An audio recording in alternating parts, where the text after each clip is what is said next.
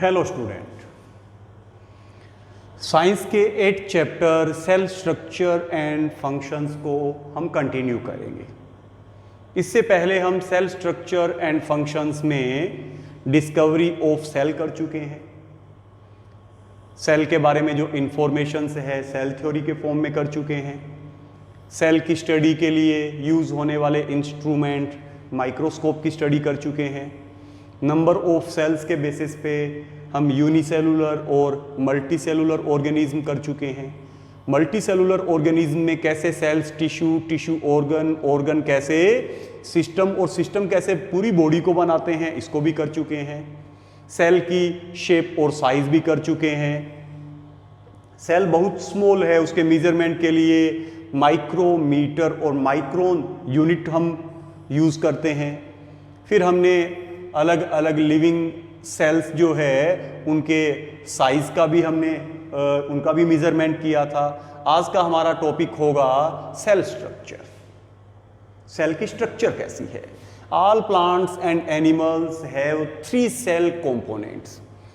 अब सेल चाहे प्लांट की हो या एनिमल की हो, उसमें 3 कंपोनेंट्स होंगे। Cell membrane and cell wall जो कवरिंग एनविलोप है, साइटोप्लाज्म जो सेल में भरा हुआ एक जेल लाइक फ्लूइड है, और उसमें प्रेजेंट सेल का कंट्रोलिंग सेंटर न्यूक्लियस। तो all plant and animals have 3 cell components, cell membrane and cell wall, cytoplasm and nucleus. ये एनिमल सेल और ये प्लांट सेल के डायग्राम है। इनको आगे हम डिटेल में डिस्कस करेंगे, स्टडी करेंगे। इसमें अगर आउटर एनविलोप देखें तो ये बाहर की जो लाइनिंग है आउटर एनविलोप है वो सेल मेम्ब्रेन है। प्लांट सेल में देखें तो ये इनर की जो लाइनिंग है वो सेल मेम्ब्रेन है, और उसको बाहर से कवर करने वाली एक टफ लेयर कौन सी है? सेल वॉल है। क्लियर है कि सेल मेम्ब्रेन सभी सेल्स के बाहर का लिविंग एनविलोप है। इसमें भी एनिमल सेल में भी है, प्लांट सेल में भी है, लेकिन प्लांट सेल में इस सेल मेम्ब्रेन के बाहर एक थिक सेल वॉल भी होगी। फिर इस सेल के अंदर, सेल मेम्ब्रेन के अंदर का ये जो मटेरियल, ये सेंटर के अंदर ये जो है ना, ये और ये इधर सेंटर के अंदर ये क्या है? न्यूक्लियस है, सेल का कंट्रोलिंग सेंटर है। अब साइटोप्लाज्म कहाँ है? अगर हम एनिमल सेल में देखें सेल मेम्ब्रेन और ये स्ट्रक्चर कौन सी? न्यूक्लियस। इनके बीच का सारा मटेरियल साइटोप्लाज्म है। Between cell membrane and nucleus. Nucleus की मेम्ब्रेन कौन सी? Nuclear membrane. और ये सेल मेम्ब्रेन, इनके बीच का सारा मटेरियल जिसमें डिफरेंट टाइप के ऑर्गेनेलिज प्रेजेंट है, साइटोप्लाज्म। इसमें आउटर सेल वॉल, फिर सेल मेम्ब्रेन, ये न्यूक्लियस, सेल मेम्ब्रेन और न्यूक्लियस के बीच का ये सारा मटेरियल, सेल मेम्ब्रेन और न्यूक्लियस के बीच का सारा मटेरियल क्या है? साइटोप्लाज्म। तो cell membrane and cell wall, cytoplasm, nucleus. First of all cell membrane. Just as the house has a wall around it, जैसे हमारे हाउसेस जो है उनके बाहर क्या है? वॉल है। Similarly the cell has a protective covering. इसी तरीके से सेल भी अपने चारों ओर एक प्रोटेक्टिंग कवर, लेयरिंग रखती है, जिसे हम सेल मेम्ब्रेन कहते हैं।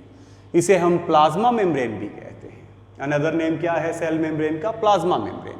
किसकी बनी है? इंपॉर्टेंट है, made up of lipoprotein. Lipoprotein means lipid and protein. और इस सेल मेम्ब्रेन में बिल्कुल छोटे छोटे होल्स भी प्रेजेंट है।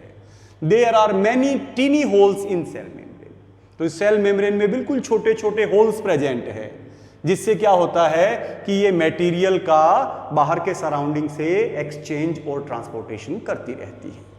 Functions of cell membrane. Cell को एक शेप प्रोवाइड करेगा, सेल का प्रोटेक्शन का काम भी करेगा। It control the entry and exit of material to and from the cell. ये क्या करेगी कि सेल से बाहर और बाहर से सेल के अंदर जो मटेरियल है उनकी एंट्री और एग्जिट को कंट्रोल करती है। इट इज सेमी परमिएबल और selectively permeable as it is specific about substances that are allowed in और आउट ऑफ द सेल। अब इस मेम्ब्रेन को हम सेलेक्टिवली परमिएबल और सेमी परमिएबल मेम्ब्रेन कहते हैं। क्यों कहेंगे इस सेल मेम्ब्रेन को सेलेक्टिवली परमिएबल और सेमी परमिएबल? क्योंकि ये सेल के बाहर से यूजफुल सेलेक्टिव मटेरियल को तो अंदर आने की परमिशन देगी, एंट्री की परमिशन देगी, और अंदर के जो हार्मफुल जो वेस्ट प्रोडक्ट है, मटेरियल है, उनको ये सेल मेम्ब्रेन बाहर के सराउंडिंग में एग्जिट होने की परमिशन देगी। तो इसे सेलेक्टिवली और सेमी परमिएबल मेम्ब्रेन हम कहेंगे। तो ये outermost envelope, living envelope cell membrane plant cell में भी होगा, एनिमल सेल में भी होगा। एनिमल सेल में सेल मेम्ब्रेन के बाहर कोई कवरिंग नहीं होगी, तो एनिमल सेल की outermost layering cell membrane ही होगी। लेकिन प्लांट सेल में सेल मेम्ब्रेन के बाहर एक टफ क्या प्रेजेंट है, सेल वॉल। तो next cell wall, cell wall animal cell में नहीं होगी, प्लांट सेल में सेल वॉल के बाहर सेल वॉल प्रेजेंट होगी। In plant cell there is a thick, strong and rigid cell wall which lies outside the plasma membrane। जो plant cell में cell membrane plasma membrane के outside में present है, ये freely permeable है। Plasma और cell membrane selectively permeable है, selected material को अंदर आने देगी, एंट्री करेगी, और सेलेक्टेड जो हार्मफुल जो यूजलेस मटेरियल है उनको एग्जिट करेगी। ये क्या है, फ्रीली परमिएबल है, यानी किसी तरीके की मॉलिक्यूल्स की एंट्री और एग्जिट पे कोई कंट्रोल इसका नहीं। कोई भी मटेरियल एंट्री कर सकता है और इसके थ्रू कोई भी अंदर का मटेरियल बाहर एग्जिट हो सकता है, तो फ्रीली परमिएबल है। इसको सेल अपनी प्रोटेक्शन के लिए सीक्रेट करेगी। द सेल वॉल डिटरमाइंस, अब क्या करेगी कि प्लांट सेल की सेल शेप को ये क्या करती है, फिक्स करती है, and prevent desiccation of cell, cell की कटिंग या उसके डाइसेक्शन से इसको प्रोटेक्ट करती है। किसकी बनी है, इंपॉर्टेंट है, thick layer made up of cellulose, cellulose name के कार्बोहाइड्रेट की बनी है और नॉन लिविंग है। क्लियर है, नॉन लिविंग है, डेड है। तो अगर क्वेश्चन ये आए कि सेल का आउटर मोस्ट लिविंग एनविलोप, तो चाहे वो प्लांट सेल है चाहे वो एनिमल सेल है, वो क्या है, सेल मेम्ब्रेन है। क्वेश्चन आए कि outermost layer of plant cell, तो वो कौन सी होगी, सेल वॉल होगी जो डेड है। तो एनिमल सेल में तो आउटर मोस्ट लिविंग कह दें या आउटर मोस्ट लेयरिंग कह दें, वो प्लाज्मा मेम्ब्रेन ही होगी। लेकिन प्लांट सेल में आउटर मोस्ट लिविंग एनविलोप होगा तो सेल मेम्ब्रेन, प्लाज्मा मेम्ब्रेन होगा, और सीधा कहे कि आउटर मोस्ट एनविलोप तो वो सेल वॉल होगा। फंक्शंस ऑफ सेल वॉल, ये सेल को मैकेनिकल, क्योंकि डेड है तो मैकेनिकल स्ट्रेंथ प्रोवाइड करता है। It control the size and shape of cell, ये सेल की शेप और साइज को कंट्रोल करता है। Third component cytoplasm, cell membrane के अंदर और न्यूक्लियस में आउटर एनवेलोप क्या है, न्यूक्लियर मेम्ब्रेन, यानी हम ऐसा कह सकते हैं कि सेल मेम्ब्रेन और न्यूक्लियस के बीच का मटेरियल क्या है, साइटोप्लाज्म है।